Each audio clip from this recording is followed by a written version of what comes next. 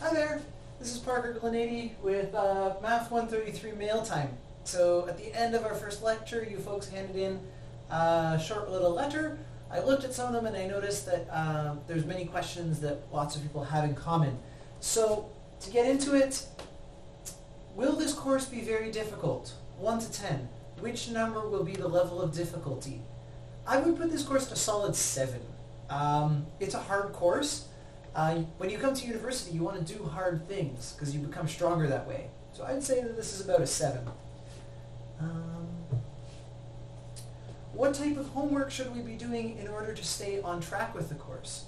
So we're going to have questions assigned by Quercus, and there's going to be assignments posted on Quercus as well. So I'd keep up with the exercises from the textbook and the assignments that are posted. What are some good resources to look at for more information? Definitely read the notes. Tyler Holden's notes are really, really, really good. If you need extra information, please contact me. I love you. Oh, well, I love you too. That's great, thank you. Okay, there's a common theme in a lot of the letters. I'm scared of math and I'm not good at it, so I don't want to fail. I'm not good at math, but I can achieve it. Math is my worst subject and my biggest university fear, so I fail or I can't get into the second year program because of that. So it's really good to identify this right now so that we can start working on it. If you feel like you've got a fear of math or that math could hold you back from achieving what you want to do, then please let me know, because I'm absolutely willing to help you overcome those feelings. I think that you can succeed in this course even if you're afraid of math. So we'll make that happen together. Will a graphing calculator be necessary or considered helpful for this course? So in this course, we have no calculators on tests or exams. So I would encourage you to practice with no calculators. You'll become dependent on them, and it might slow you down when you're writing a test. So I would encourage you to practice without a graphing calculator. Will we be doing vectors in this course? Yes, in the later part of the course, after the winter break, we'll be doing some stuff with vectors. Is there any help we can get if we don't understand? Yes, there's tons of extra help here at University of Toronto, Mississauga, so I encourage you to check it out.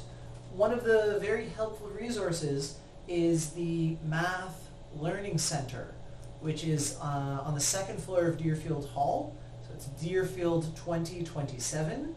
Great resource. Tons of TAs are available there to help you out with the course. They can talk you through difficult questions. Okay.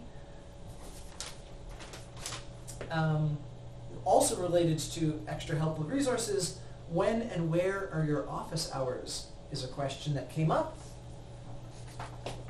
So I've got 2 kinds of office hours. I have office hours that you need a special appointment for. So if you've got something private that you want to talk about, you need to talk to me one-on-one. I have special office hours for that, and those are Wednesday and Thursday from 10:30 to 11:30, and you need to book an appointment online. If you look at the syllabus, it says how to do that. I also have times that you can just come and talk to me totally for free, independently, no appointments needed. Those are Wednesday from 2:15 to 3:15, and Thursday from 1:45 to 2:45. And I'll be downstairs in the Deerfield Hall Cafe. So office hours are in Deerfield Hall Cafe and DH 3031, my office. Okay, so I've got office hours available to help out. Very important question. How much do you think we should review and how often? Okay, so I think that you should only review a little bit for this class. Maybe 15 minutes or a half hour for this class. Okay, so I want you to do a little bit of review. However, I want you to do it every day. Okay, so after lecture, spend 15 minutes, half an hour, going over lecture and saying, okay, do I understand this? What are my questions? What do I need to know to succeed? So do a little bit of that every single day after lecture, and a couple times in between lecture, and you'll be fine. Okay.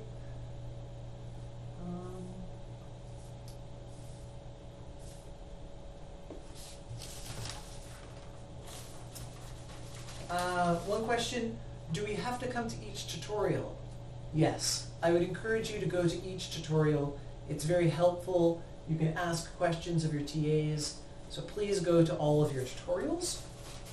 How do we hand in our assignments? In this course, we're going to be handing in assignments via CrowdMark. So you'll write up your assignment, take photos of it, and upload them to a website. All the details will be on Quercus about how to do that. And can practice questions be found on Quercus? Yes, there's going to be assignments and practice questions posted on Quercus. So I want to thank you all for writing these letters. I'm happy to respond to them, and I wish you the best of luck in the course.